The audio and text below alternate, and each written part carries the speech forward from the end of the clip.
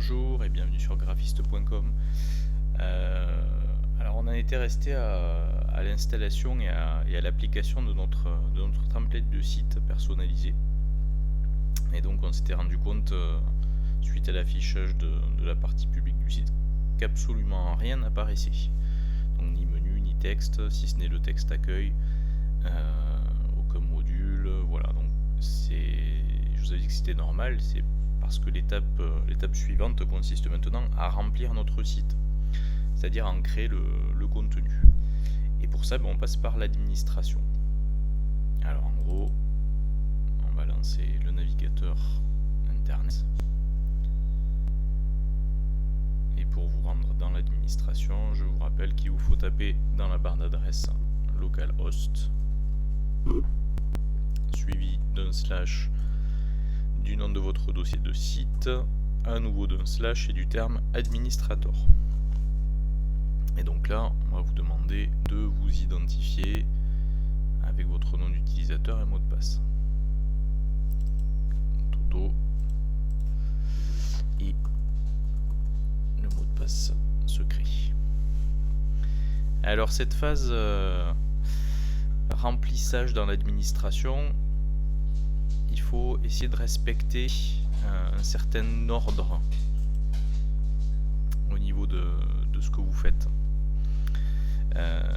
Ça peut paraître assez frustrant, mais en fait vous ne verrez le résultat de votre travail qu'à la toute dernière étape de ce processus d'administration.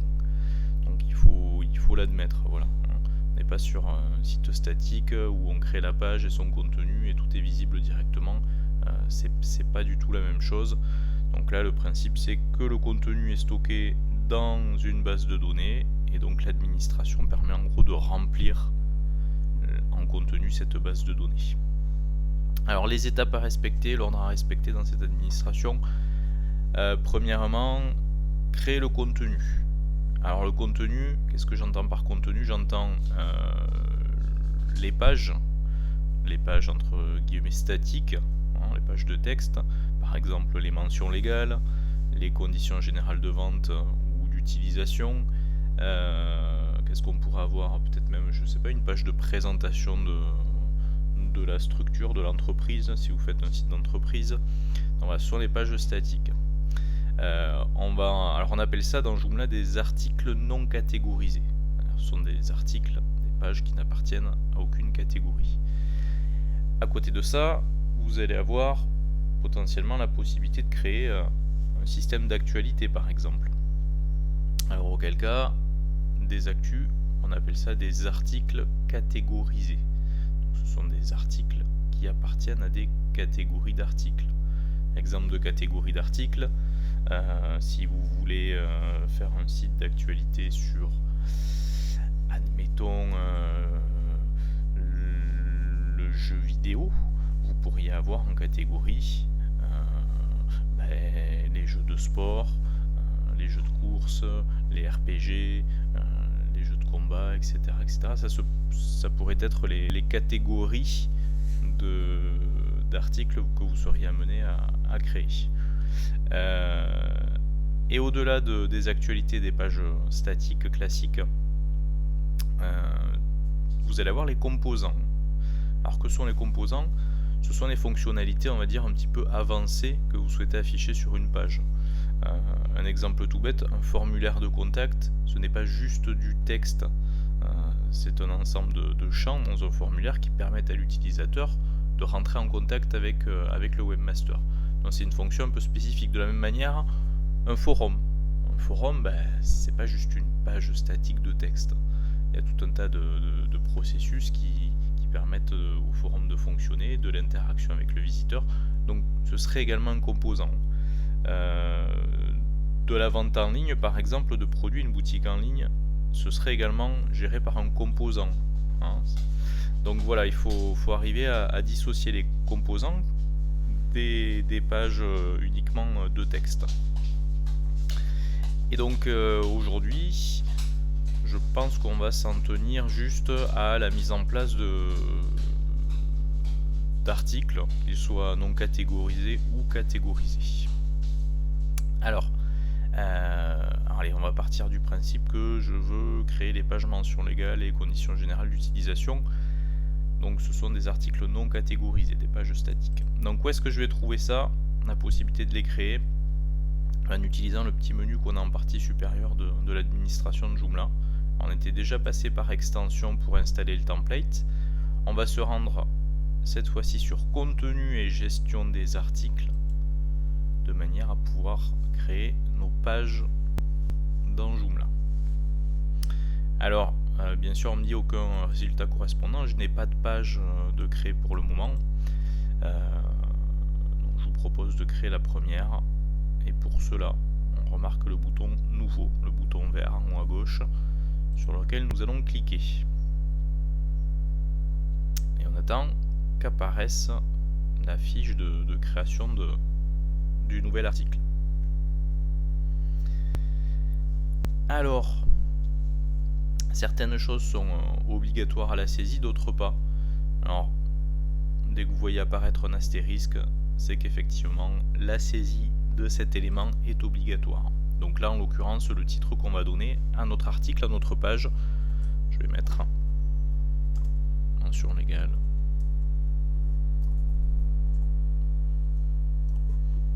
Voilà. Alors l'alias que vous voyez à côté, on vous dit qu'il est auto-généré à partir du titre.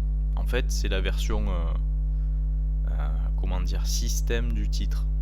Tout ce qui va être espace, tout ce qui va être accent va être tout simplement zappé. Et ça permettra d'identifier l'article, mais on va dire plus au niveau du système Joomla que pour nous. Hein. C'est un peu transparent pour l'utilisateur. Donc ça, c'est la première des choses, saisir le titre. Alors, dans la mesure où il s'agit d'une page statique, il faut rattacher cet article, donc cette page, à malheureusement une catégorie, alors que c'est non catégorisé, mais on va choisir la catégorie non catégorisée. Donc voilà, ça va indiquer qu'il s'agit d'une page et pas d'une actualité, par exemple. Et alors ensuite, vous voyez, on a l'onglet contenu qui nous déroule un éditeur HTML.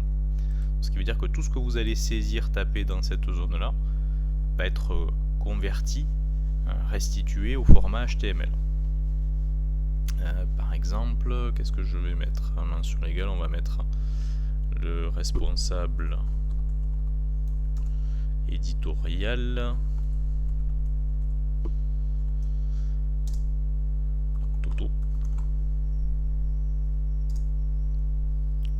Qui habiterait rue du machin à Toulouse.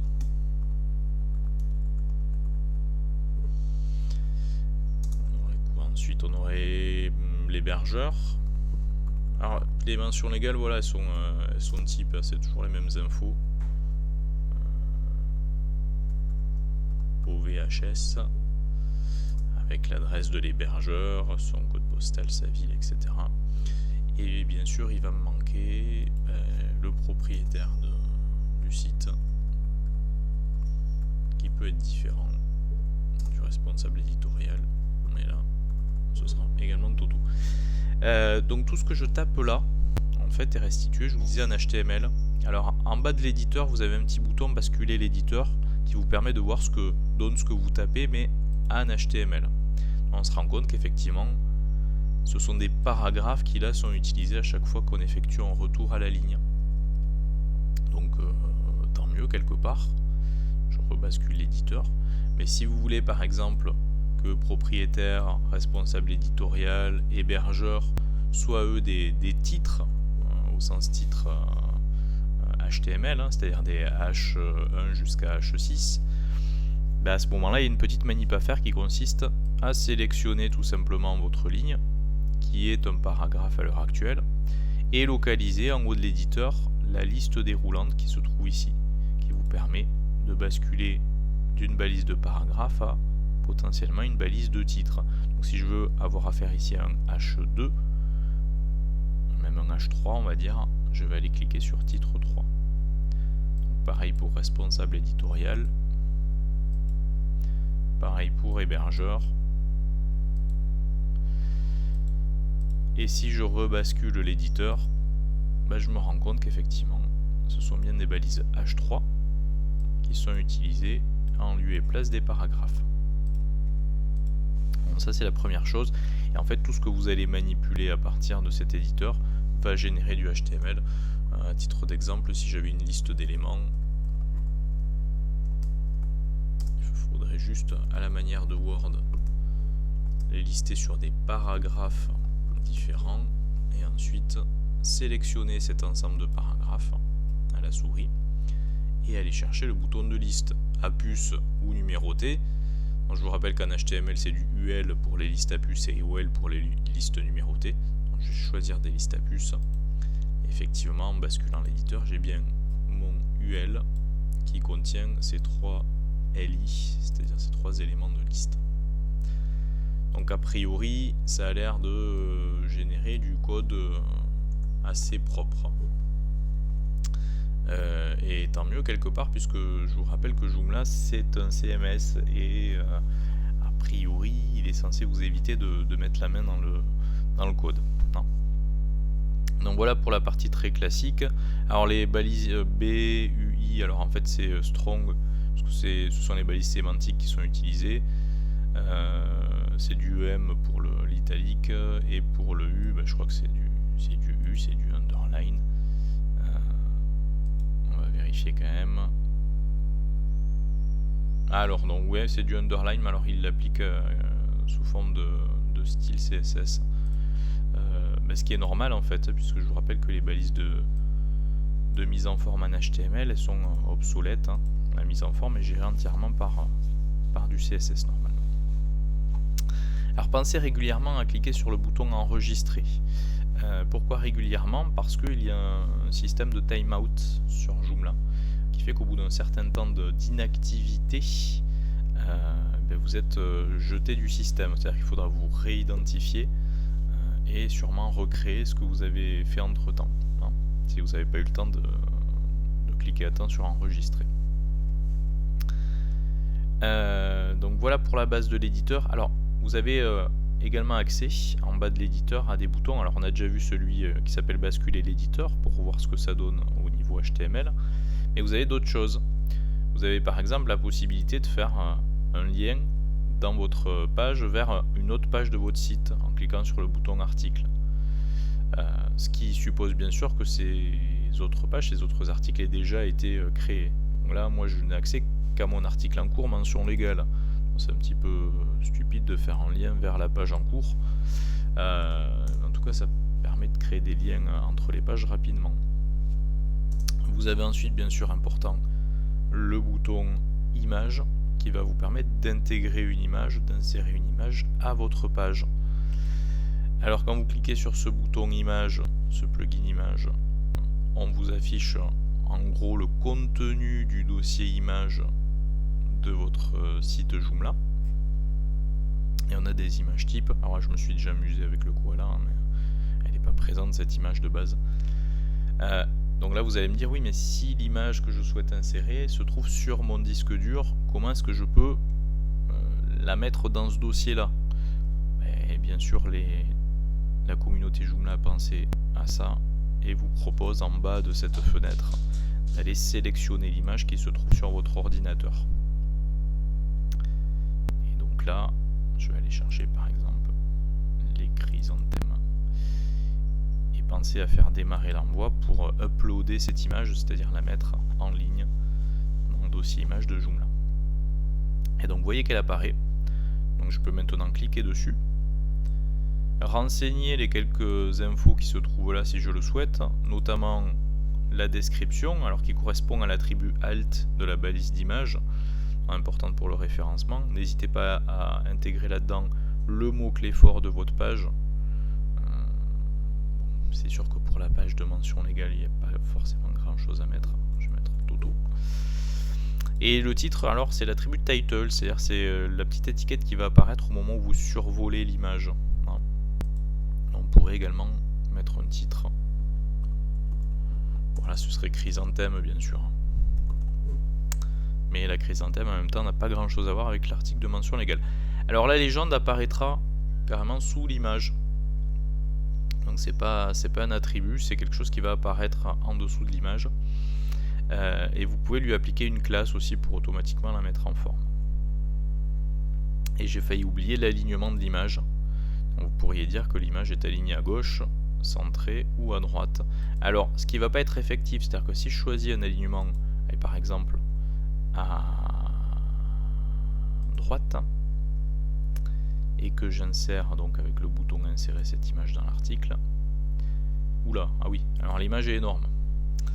Au passage, si vous voulez redimensionner donc l'image que vous venez d'insérer, vous pouvez utiliser soit les petites poignées qui se trouvent sur l'image, façon Word un peu, ou alors carrément vous pouvez cliquer sur le bouton ici éditer une image, qui là vous permet donc de définir précisément la taille en pixels de votre image. On va mettre 250 pixels. Et donc on constate que malgré le choix de l'alignement à droite, l'image elle reste à gauche. Alors c'est normal, c'est parce qu'en fait le fait de choisir un alignement gauche, centré ou à droite dans cette partie-là n'applique pas d'alignement en réalité, mais applique une classe CSS à l'image. Regardez, si je bascule l'éditeur, je me rends compte que l'image se voit attribuer la classe pull_right. Ce qui signifie qu'il faudra, dans ma feuille de style, que je définisse cette classe .pullRight comme effectuant un float right, pour que l'image flotte à droite. Et inversement, un float left si j'utilise la classe pull-left dans le cas du choix de l'alignement à gauche. Bon, je vais supprimer cette image parce qu'elle a rien à faire là. Donc bouton supra du clavier. Et je vais donc passer, j'enregistre, aux autres onglets qui se trouvent ici. Donc, et notamment à l'onglet publication, qui va nous servir notamment pour le référencement de cet article, de cette page. Publication. Puisque vous avez au niveau de la partie droite de cet onglet ce qui correspond au méta description, méta mots-clés, méta auteur, etc. Donc je vous conseille de remplir pour chaque article que vous créez cette partie-là. Donc description, c'est en gros le résumé de cette page. Les mots-clés, alors essayez de cibler vraiment un mot-clé fort, n'en mettez pas 36 milliards non plus. Et il faudrait que le ou les mots-clés que vous appliquez ici se retrouvent au niveau de votre contenu et si possible au niveau des hash, donc des titres de votre contenu, en plus du contenu paragraphe, pour en améliorer le référencement. La clé de référence, alors ça c'est pour lier en fait cet article à un système externe d'accès aux articles. Alors les robots c'est les robots de moteurs de recherche, par exemple le Googlebot, et de quelle manière vous voulez que ces robots se comportent par rapport à cette page. Alors le paramètre global, c'est le paramètre par défaut. Le paramètre par défaut, c'est index_follow. Alors index_follow qui signifie je veux, robot, que tu indexes cette page et que tu suives l'ensemble des liens qui se trouvent dessus pour voir ce qui se cache derrière et en référencer le contenu. NoIndexFollow qui signifie je ne veux pas indexer la page en cours, par contre je veux suivre les liens qui se trouvent dessus. IndexNoFollow, j'indexe la page mais je ne suis pas les liens qui se trouvent dessus. Et NoIndexNoFollow, il ne se passe rien, on n'indexe pas la page et on ne suit pas les liens. Donc de base, paramètre global, on indexe et on suit les liens. Alors l'auteur, c'est vous a priori, mais c'est la balise méta auteur. Rien à voir avec le nom d'auteur qui va apparaître à l'intérieur de l'article. Les droits légaux, est-ce que vous mettez sous copyright votre contenu par exemple, ou ce genre de choses qui a des droits sur les images. Et la référence externe qui est un petit peu la même chose que la clé de référence, c'est quand on souhaite accéder à cet article par le biais d'une référence. Et vous avez sur la partie gauche les paramètres de publication, donc à quel moment souhaitez-vous que cet article soit publié. On pourrait très bien travailler un article un jour et dire je veux qu'il n'apparaisse que 3 semaines plus tard, en spécifiant sa date de publication. La fin de publication, c'est un peu le même principe. Si vous la définissez, une fois qu'elle est atteinte, la page disparaît du site. Alors elle disparaît, elle n'est pas supprimée, elle est juste dépubliée. Donc là vous avez la date de création. Quel est l'utilisateur qui a créé l'article? Ça peut apparaître si on décide de l'afficher sur le site, au niveau de l'article. Et si on ne veut pas avoir donc le terme super user, super utilisateur, qui n'est pas forcément très sympathique, on pourrait mettre nom en remplacement. Par exemple, je mets Toto. Et puis les autres éléments qu'on ne peut pas modifier, c'est plus des statistiques, on va dire, comme une fois on a cliqué sur l'article, qu'autre chose. Donc voilà pour la partie publication. Alors on peut aussi se rendre sur l'onglet suivant, images et liens. Alors les images, on n'est pas obligé d'utiliser cette partie-là, hein, mais en gros, image d'intro, c'est l'équivalent des images à la une dans WordPress. C'est-à-dire ce sont les petites images, alors petites images ou pas petites d'ailleurs, peu importe, mais qui apparaissent au niveau des textes d'introduction d'actualité. Donc en gros, quand on est sur une rubrique d'actualité, toutes les actus sont listées et elles apparaissent en général avec cette image d'intro, un titre et un texte d'introduction. Donc l'image de l'article complet étant l'image qui apparaîtra quand on aura cliqué sur l'article et qu'on sera sur le détail de l'article. Donc aucune obligation d'utiliser ça puisqu'on a vu qu'on peut très bien même insérer directement une image dans l'éditeur, voire plusieurs. Les paramètres, alors ça correspond à ce que vous souhaitez afficher ou masquer de la page en fait. Est-ce que vous voulez que le titre de l'article apparaisse quand vous êtes sur la page de l'article? Alors par défaut, on a les paramètres par défaut définis dans Joomla, mais on pourrait spécifiquement pour cet article dire j'affiche ou je masque le titre. Est-ce que ce titre est cliquable ou pas? Est-ce que j'affiche les tags relatifs à cet article? Alors, je vous en ai pas parlé d'ailleurs des tags.